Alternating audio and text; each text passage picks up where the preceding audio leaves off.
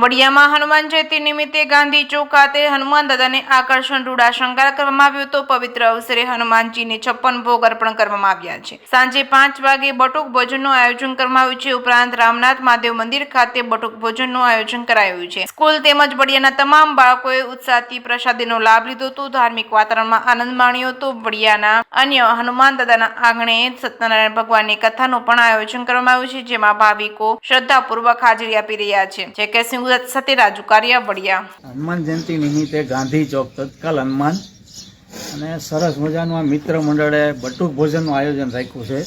તો દરેક બાળકોને અહીંયા 5.5 વીઘે પ્રસાદ લેવા અમારું ભાવભર્યું આમંત્રણ છે। દરેક બાળકોને આવવા તત્કાલ હનુમાન ગાંધી ચોક। તમે એક ભજનિક છો સારા, તો એકાદું કંઈક લલકારી દો, ભલે થઈ જાય।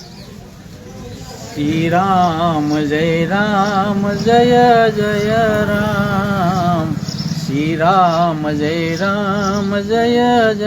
રામ, હે શ્રી રામ જય રામ, શ્રી રામ જય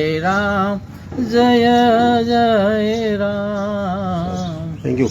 આ છે જાવેદભાઈ બાલાપરિયા, જે દાદાના પાડોશી છે, હનુમાન દાદાના પાડોશી।